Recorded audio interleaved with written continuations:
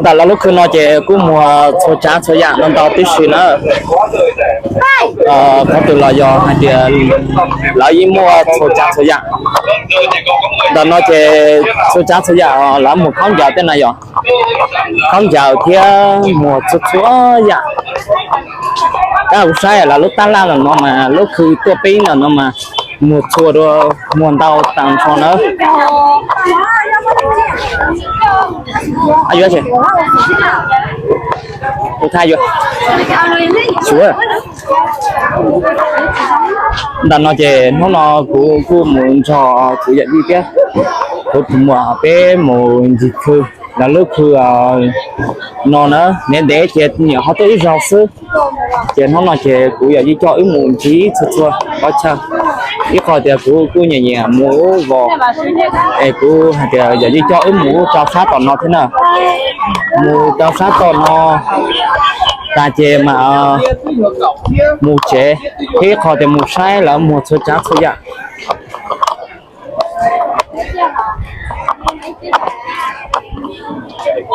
nó nói chị cha cô ít khỏi thì cô từ tiền kia ít chỉ bảo để một chế chỉ ở nhà luôn để cha cũng thao lò có cho ta là chị giờ từ lò dù cô xã dù có tao thì sáng nó chua đã chỉ mới nhẹ chị chủ nó chạy xuống tôi cho nó chị nó chạy xuống đấy rồi nó chạy ta chị chuyển lọt thay lúc video cho ít chồng sai ta thì chị ít chỉ chị phải chế rồi mà tôi thấy nó mà nhìn nó lớn của tao chế xuyên nó chế nên thế nhà hết tuần á chế lớn của tao lúc chế nó là thế ở chế nó cũng xếp cỡ tao nói chế ta nó ở một bé là có chờ mua tin hồ si chờ biết còn bạn nó một bé nữa cái coi đến để thì ta tới rồi chế cô mới ở xã hải thì một vô oxy còn xua họ chờ tạm một chế vì cái đấy này rồi đến đấy chế dù nên để có tí ra sức và dù ở chỗ vùng vào chỗ có chờ thì giờ dù ít kho thì các xe tàu dù tụi khe vì thế như xe này rồi như xe chế nó tôi là nó chế sản một oxy chỗ có chờ nó chế cũng mua thì ở lên chế trong nó đấy à ít họ sẽ mà dùng gốc sắp là cũng đó ta thay giả cá nó sau này trồng sai nữa giờ ta xin nói chè cái tí mù sắp bên nó nói chè ít họ thì sao cũng ta rồi chè mua chế chè bây giờ chủ có cho cái nó một bên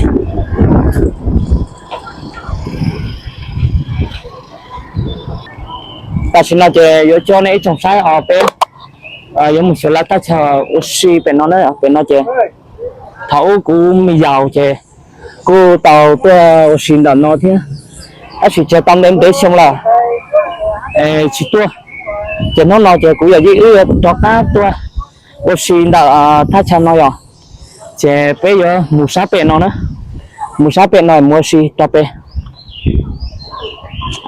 bây giờ nên là như so vậy chứ ạ so nhân giả bé thì nữ ít khỏi so thì cho khó nói thì la chấp là thì ước xin một số cho cái giúp bé bỏ lại cho xa bên nha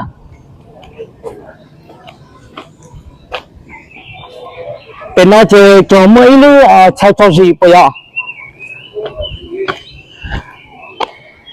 ta chẳng là nó chơi thấu của tôi tao tới ở xí thay đứa thế tôi xí thảo dù chuyện mới giàu rồi thì ta xin nói chơi là tôi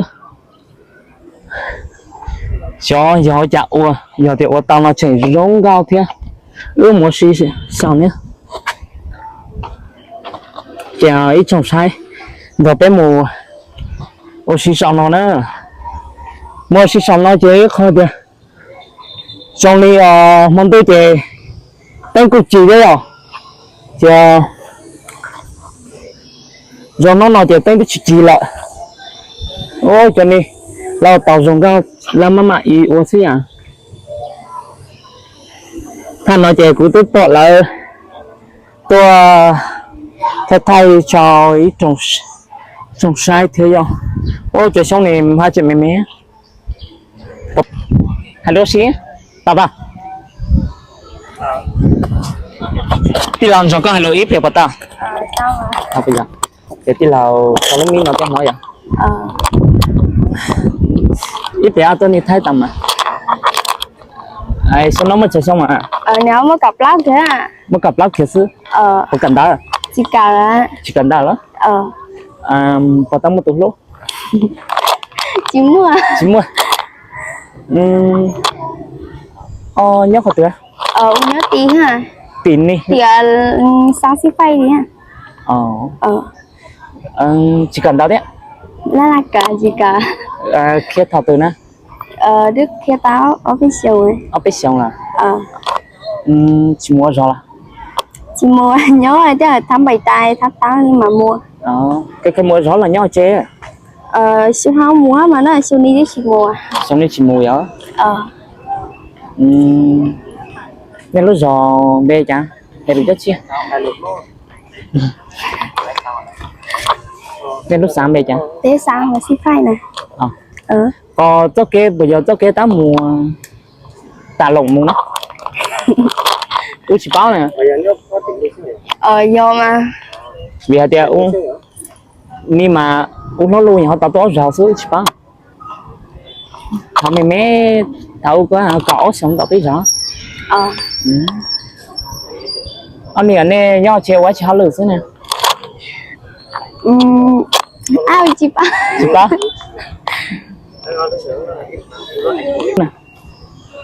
Để phèn cao đấy chứ anh nhỉ. Lia thế. Li cũng mà bán chí tuổi. Đà sữa. Thế này tôi mua tủ lũ mà. Chị mua à? Chị mua tiền. Mình đó giờ thế này chỉ nhật thang sữa rồi.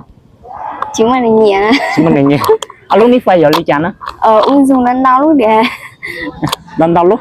Thì ít lúc sao mà khi lúc ai dùng này. Chị kia hả? Chị kia sao? Chả chị kia là chắc chắn mua là. Lần trên trai lấy cái bạn lần đầu thôi. Chính trai à? Chúa cha mà. Chị tí nào cho hai lũ nhất đi xứ nhau chị sáng đi vào. Chị sai chả? Chị ít về một chết đâu. Đi nhà một nhỉ á? Một cái tờ một chết.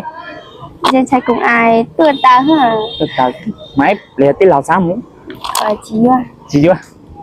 Chắc có cú giờ chả mua. Hả? Mua đi mua cho tao mua. Chào chào nhé hả? Ta xin nói chị trồng sai ở cho bé mù thằng thằng gao nấy à cho tự cứ nó chỉ một thằng tôi mình nhận sai bé muốn có xe rồi cho mùa hè sát số được cả cho luôn thì chỉ một thằng tôi mình nhận sai nó bé có hai lô thế vì thế bây giờ muốn có xe nó chỉ tiếp từ chỉ cho cái này từ từ một thấy người đàn trai do vé hai lưỡi kìa vậy thấy rồi giờ báo có à thấy có đề cậu trai do vé hai lưỡi kìa rồi nghĩa là vé quay video xí hả thì bên rõ hai lưỡi kìa mẹ nữa có nhớ gọi từ tôi hay cái lò xanh nào thì tôi cứ dắt chị à là tôi của thứ à?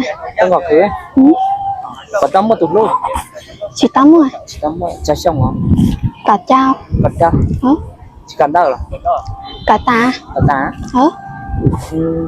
mẹ tôi chả tụi Thế tôi bé tụ. thế ở tụ miền thành nó chúng ta là Chị á? Thế tụ trên này tụ nào chắc chứ? chính đây đi tụi mẹ tụ đã lọt là ở lúc đi phải bố giờ chả Dạ. Mai sống khỏe con hả?